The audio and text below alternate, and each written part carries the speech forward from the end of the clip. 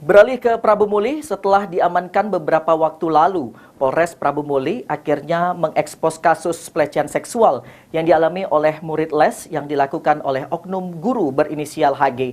Dalam keterangannya, polisi menyampaikan jika tersangka memiliki perilaku seks menyimpang.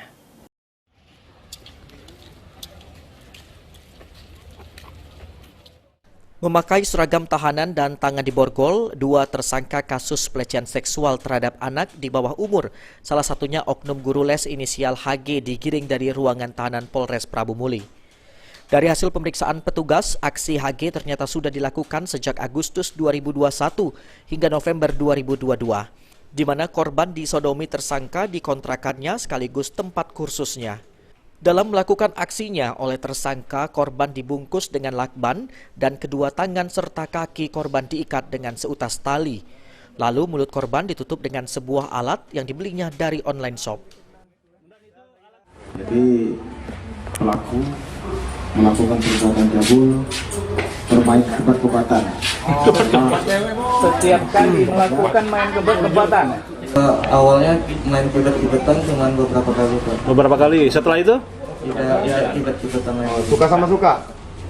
Bisa dibilang seperti itu. Itu beli di mana alat itu? Alat itu beli di mana? Itu sudah lama belinya Pak. Lupa di mana Pak. Di Shopee kalau nggak salah. Wakapolres Prabu Muli, Kompol Ikrar Potawari menyampaikan perbuatan HG terbongkar karena salah satu korbannya merasakan hal yang tidak wajar di bagian kemaluan dan melapor ke orang tuanya.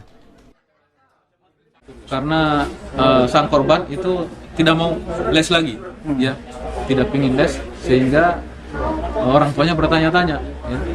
Orang tuanya bertanya-tanya, kenapa? Setelah dicek, ternyata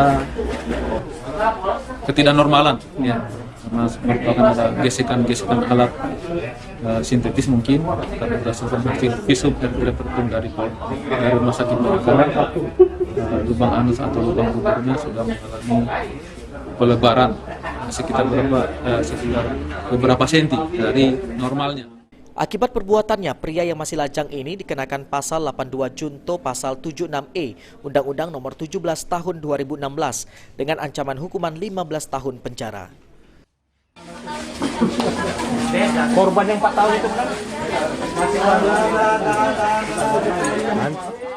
Beni Firdaus, PAL TV.